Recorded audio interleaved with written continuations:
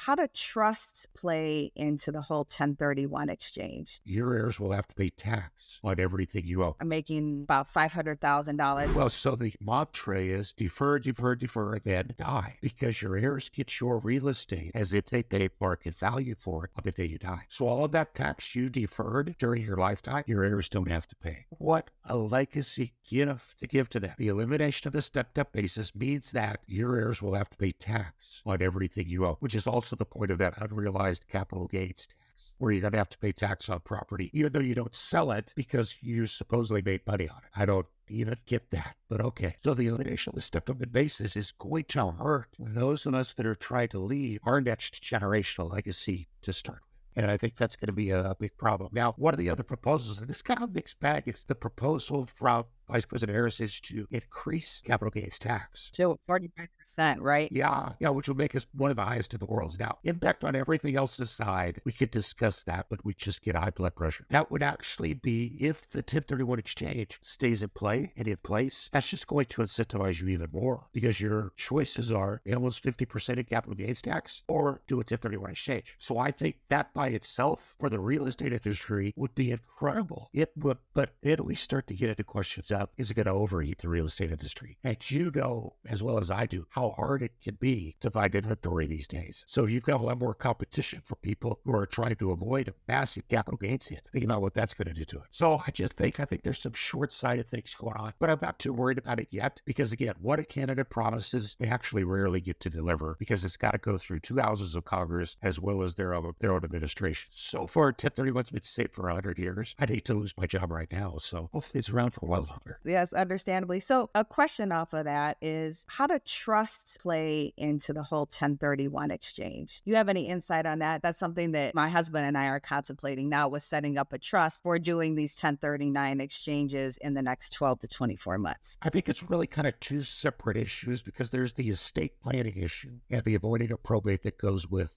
usually the thoughts of starting a trust. And that's probably not the best thing for me to discuss today, but there is certainly an impact that and you guys see it because you're working on it. From the 1031 perspective, what's important to know is that any tax-paying entity can do 1031 exchanges. So whether your property is in a trust, an LLC, or any other, tenants in common, corporation, whatever, it can do 1031 exchanges and not affect whatever other benefits you're getting from having it in a particular type entity. And then at the end of the day, of course, when you die, you still are afforded the step-up in basis on the real estate itself. Fantastic. So Dave, I have a question that I personally want to know. So let's say that I'm selling a building, I'm making about $500,000 on it. What steps do I need to take to do this 1031 exchange? Is there some kind of paperwork for me to fill out? Kind of break it down as to how this whole 1031 exchange works. Absolutely. It's not a DIY process. Remember, the IRS was mad, so they did not make it easy, but they have to let us do it. So you have to use the services of an unrelated third party, someone like me. We're called qualified intermediaries, and all we can do for the client is process the 1031 exchanges. So you have to use one of those, and they have to be in place prior to the closing of your sale, because there's documentation of the settlement statements that has to be there, and you cannot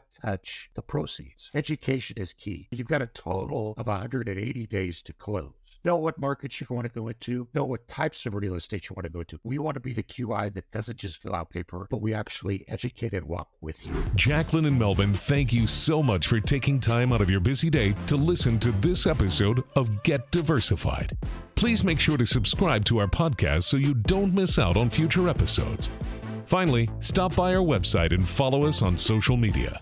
Ciao for now. Make it a great day, and we'll see you next time. And remember, get diversified.